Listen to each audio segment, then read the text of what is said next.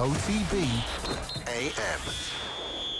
14 minutes past 9 this morning, time for us to turn our attention to La Liga. Graham Hunter, good morning to you. How are you? Chair baby. Football's back. Good. Yeah. Good. Fantastic. Listen, I'll tell you before you ask me one of your famously searching questions, which is the main reason I keep coming back over the years. It's been brilliant. It's been absolutely sensational. It's been a long time since I felt so proud of La Liga, because right now there's no question in my mind that we're watching a level of team building and possibly a level of football which isn't as high as the 18 years previously that I've lived here. Still extremely good. Still the principles are all very good. And since the restart, the football has been absolutely sensational. I've watched a lot of English football, a lot of German football. I must admit I haven't bothered too much with Serie A. And the Spanish football, the level of entertainment, the number of stories, the quality of the play, the quality of the athleticism, which I didn't really expect, has been fantastic. And it's been, I would say, since restart, as entertaining, maybe more entertaining than the previous, whatever it was, let's call it 6 months of La Liga season. It's been absolutely remarkable. And even though it's an onslaught, anybody who cares about their work, their standards, new football every single day, it means that you're on your toes, very little time to assimilate, lots of research, masses of reading and watching. It's brilliant trying to cope with that. And have people generally acclimatised to the conditions of not having fans in the stadium? Well, it depends what you mean. Do you mean the players? Well, I mean, like, are people watching it and going and getting enjoyment out of it and getting, like, is it actually, because the whole question about will this boost morale, I mean, I actually think it probably has in many ways. Look, Chair, we're such a different country. I was listening to your previous item. We're in such a different situation from yourselves in Scotland and England, and maybe, because you're now, off the ball AM and you're on the internet, maybe you've got a worldwide audience in the States and so on. But Spain is in a position whereby they fought back from being, the epitome of the crisis-taking route, and what you'd have to say is an next to intolerable number of deaths, to a position whereby, evidence of spikes elsewhere. People are living pretty normal lives here. The economic devastation has been huge, but during the worst of the lockdown, the weather in Spain was atrocious. Suddenly, the weather has bucked up. It's taken far longer for summer to kick in here. That helps. Secondly, people are de-escalating the measures, not masks, not the request for 1.5 meters social distancing, not the idea that you should be constantly washing your hands, not sneezing, all the items that you were talking about. But cinemas are open, gyms are open, people are back to work. People who were leaning on government support are now being allowed back to work. At the moment, we haven't been hit by what will come, which is the devastating redundancies that are bound to come as the economy contracts. It would just be infantile to pretend that's not going to happen. But when I walk around the city in which I live, or travel around it, when I talk to people from other cities, when I watch the news, Spain is back to something resembling normality. And has La Liga helped? I suppose not if you're a fan of Espanyol. poor guys. They sacked another coach. They're going to go down. They've left it too late to fight back. Not if you're a fan of Mallorca, who play absolutely lovely football. We pumped Celta Vigo last night, and Celta Vigo at the weekend drew 2-2 with Barcelona. Mallorca pumped them 5-1. Mallorca have waged war in recent weeks on bigger clubs, and they play a lovely brand of football. They're going to go down too, I think, although that's less settled. So if you're asking fans of those clubs, Jeff, whether football being back has helped their general demeanour, I'd say no, but the rest of the country, definitely aye. I think from watching the Spanish coverage, it's quite similar to the Premier League. That good games are still good games, crowd or no crowd. So you watch Liverpool in full flow against Crystal Palace, or that Chelsea-Manchester City game, you don't notice the lack of a crowd. And likewise last night, watching Barcelona against Atletico Madrid, okay, there isn't the atmosphere and you've got the fake crowd noise and all that, but the quality of the game, it felt like watching a match of importance, of a game that would have consequences, in comparison to, say, Crystal Palace Burnley the night before, which is probably what Crystal Palace Burnley always was. It's a two average teams playing an average game of football. Like the best are still the best, and you can still get as wrapped into it and as caught up in the moment. I don't know if you found that doing the commentaries on the Spanish games. As to, was there a dip in what you would normally see from Barca Atletico Madrid last night? No. I'm glad you made the point that you did.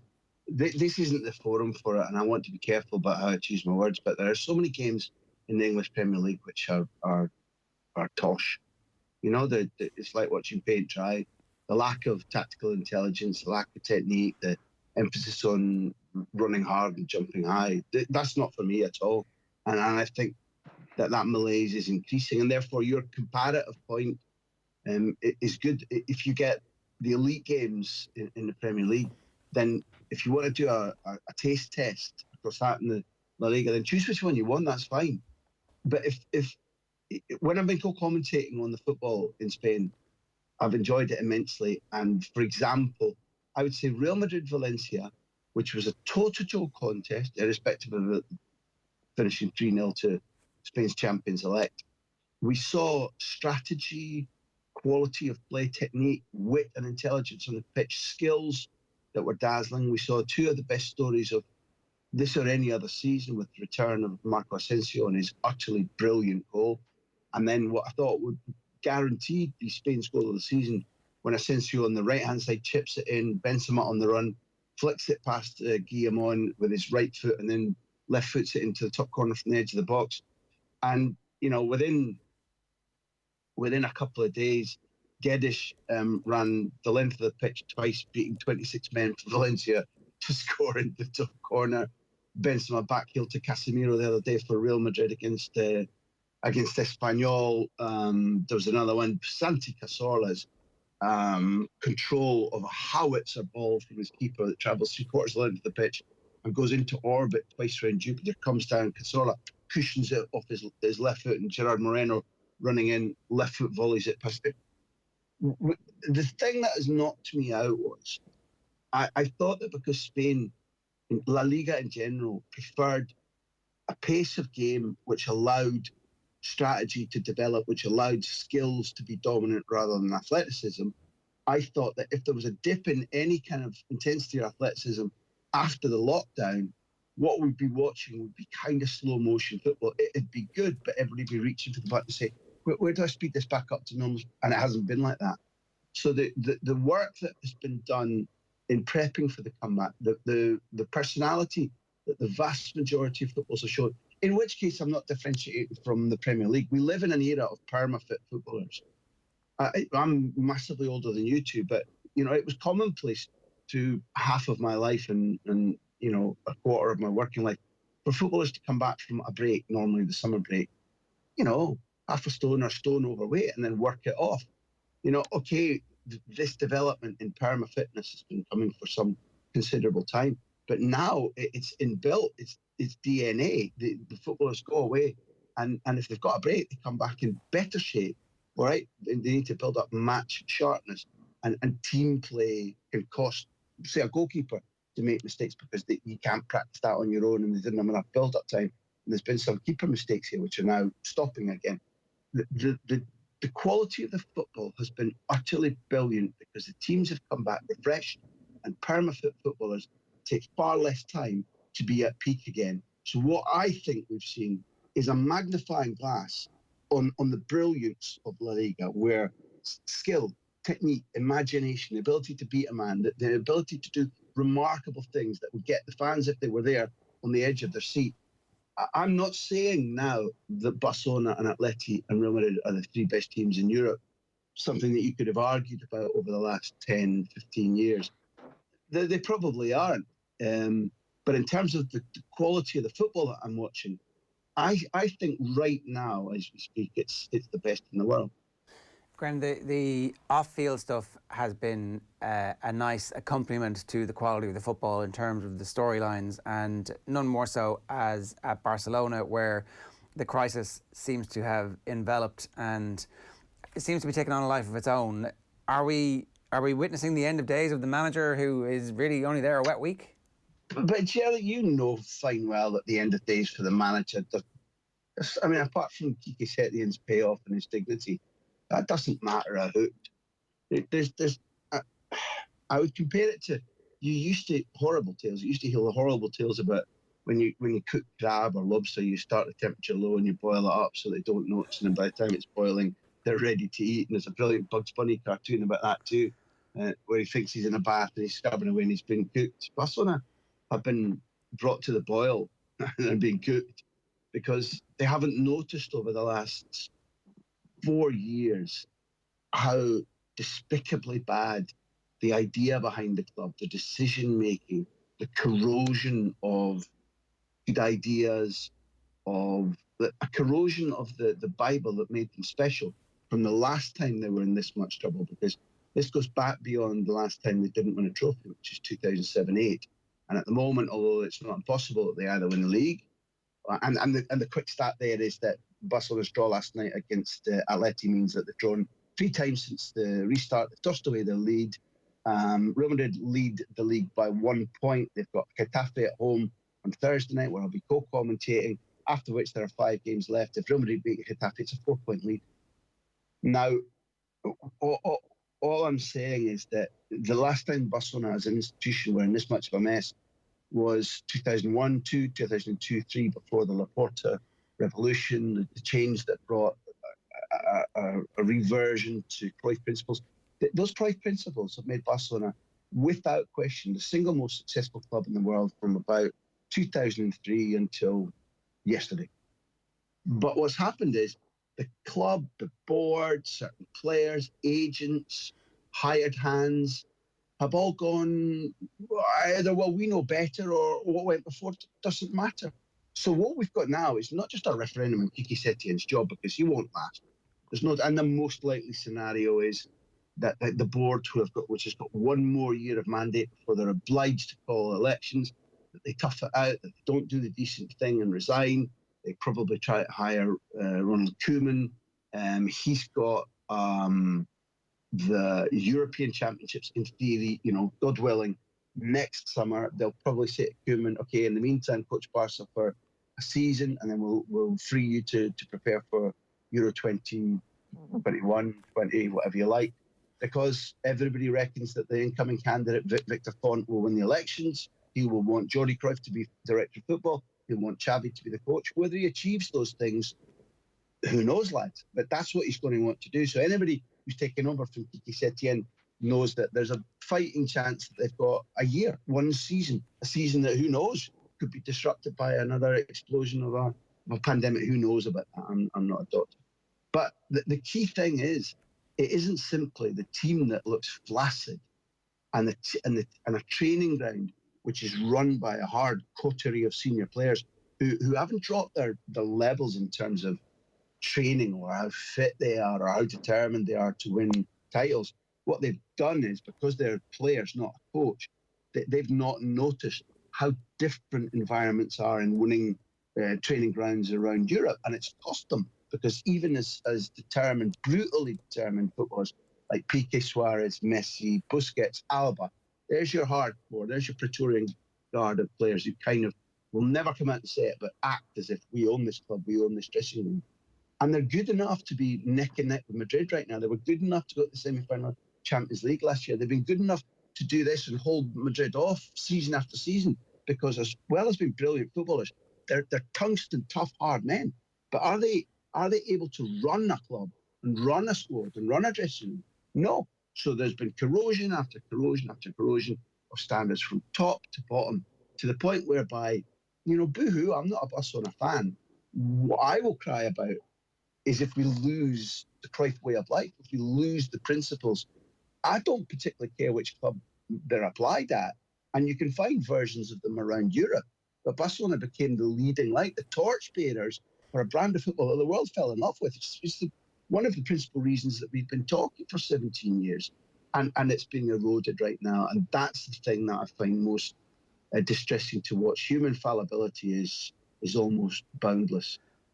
The Praetorian Guard that you detail there, none of them are new. None of them have arrived in the last number of seasons, and the figures have been 700, 800, 900, a billion spent in the last invested. Obviously, some money comes back in as players move out as well, but the signings have just been not catastrophic, but like not great, not good. No. You could go back to your first term if you want. Catastrophic, yeah. So much money invested and no significant influence on style of play, ability to win games, quality of defence, quality. Like, there's just been a constant churn of superstar players who come, somehow get cowed by the Praetorian Guard or bad management and disappear. Both. I mean, there's one of the players who's come who was left in pieces by trying to build a footballing relationship with Messi. Now, my point of view is that life is hard, life is tough. You've got, in whatever sphere you're working, you fight to survive, irrespective of how much quality you've got. So I'm not endorsing that player's point of view, but there is a player who's part of that influx, whose sporting well-being is in pieces because of how tough it is to build a football relationship with Leo Messi. And when the door is shut and things go cold, it goes very cold, because Messi is he has standards that are at or around the level of his genius, and what he hasn't got is the ability to be flexible and say, I understand your difficulties, or I'll help you, I'll bring you along. Or it's not like that. It's like, well, Alba understands me, Busquets understands me, Piqué's always understood me, Ter Stegen understands me.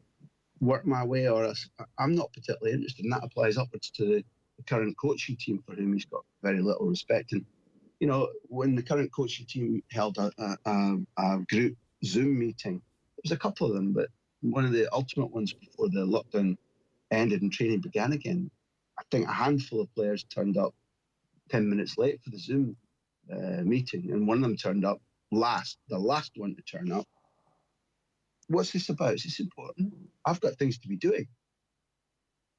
You know, so Dr. Ferguson, you know, in response to your question, would have said, listen, irrespective of who these Praetorian Guard are, and probably including Messi, if there's a demeanour that they're bigger than the club, if there's a demeanour that they run things, and they're out. And we don't need to quote case studies because everybody in your station knows them inside out. He wasn't infallible, Alex Ferguson, but he had it right about where the balance of power has to be.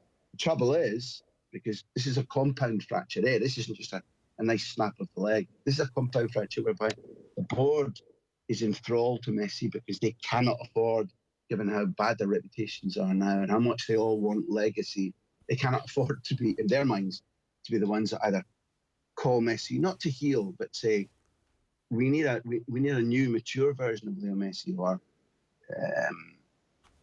you know, I'm not suggesting for 1 second that they sell him and let him go, but there hasn't been a proper project about how to manage Leo Messi's dotage, how to manage him, how to manage his talents, and how to build a team around him. So the compound fracture is they've hired coaches who've been there to try and balance the situation, to kind of actuarially go, oh, here's about the best I can do. Now, that's not what they did with Pep Guardiola. It's not what they did with Luis Enrique, and that's not what those two men stood for. Right or wrong, successful or failure, they were clear about, this is the way that I manage. This is how you must toe the line. And if it brings sparks, I don't care. Fail or success. The Monday morning quarterback thing about those two men both having won trebles is not my point. It's about the management style, and very few people could come in now and properly manage the situation of the Praetorian Guard in the way that is needed, because they won't come in with sufficient power or backing. And with each passing month now, the players know that this board is on its uppers. They've had to sell players. There's been a fire sale at the camp now, which has been hilarious to watch. This bookkeeping exercise between Juventus and Barcelona about Artur and Pjanic is a bookkeeping exercise. In which sane club would you sell a talented 23-year-old Brazilian whose behaviour has not been the best, but who is totally recuperable, and who, when he arrived, Xavi and Messi said, "Boy, this boy is a Dutch cojones." Pjanic is a very good footballer. Pjanic might, in the short term, bring more to the first team at Barcelona than Arthur has been in the last 6 months. But he's 30, and the bookkeeping exercise, and people watching OTB AM, and when you repeat this, need to understand Barcelona's debt, the provisions in the statutes say that Barcelona's debt is X% at the end of an economic year, which finished yesterday on the 30th of June. If there's an X level of debt, then the board pay for that out of their own pocket. Ooh. Now, I'm not criticising them for running around like headless chickens going, geez, I'm not, that's the kids' college fund, and that's my new Breville toasty maker. I'm not. So what's been happening is, they're like, where can we put Arthur? Where can we put Todibo? Cucurella. Oh, geez, he's still at Getafe. We haven't sold him yet. Sell. So Getafe have just bought Cucurella. And what we've seen is this incredible running around to save their own backsides, which is not a crime because it's their money. But lads, how did you get in the boiling water without noticing the temperature was going up? It's been pathetic to watch. Pathetic. Graham, great to see you looking so well, and great to be listening to you on the commentaries on La Liga TV as well. Keep it up, man. Thanks, baby.